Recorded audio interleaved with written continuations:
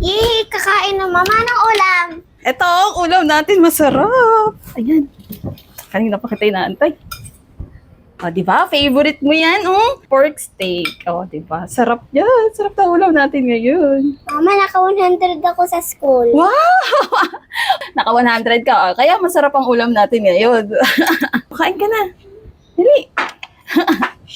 Galing naman. Naka 100 pala yan. Kain ka na. Favorite mo yan. Isa pa. Isa pa? Wow. Isa pang sabaw? O, sige. O, ayan. Yes. O, parami ang kain mo niyan, no? Favorite ulam mo. Kain na. Thank you, Lord, sa pagkain. Amen. O, kain ikaw. Sarap. Mama, bakit ang sarap ng ulam natin? Eh, wala si Papa. Kasi bumuli lang ako ng ulam sa labas. Kaya pala masarap, hindi ka naman nagluto. Ayos ka. Grabe ka naman sa mama mo. Kumain ka na lang. Ay, init. Pauwi na.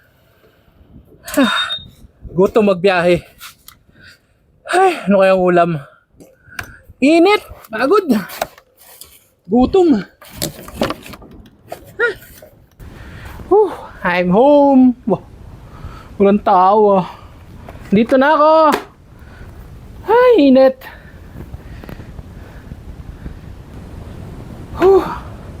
Natuloy na ng ulam. Gutom na ako. Kapagod magbiyahe. Bah, andiyan ka na pala. Oo nga, gutom na ako. Anong ulam natin?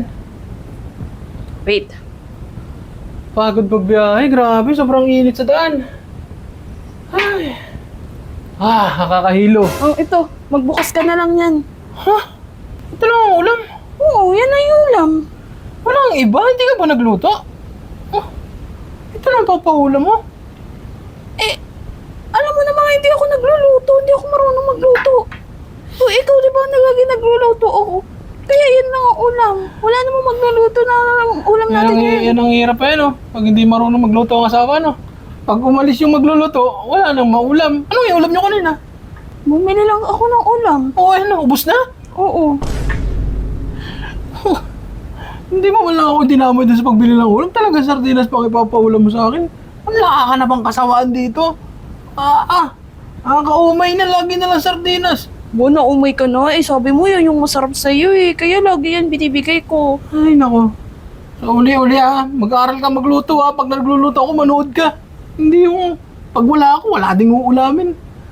Hindi na ako kakain. Papahinga na lang ako. Pagod lang sa biyahe.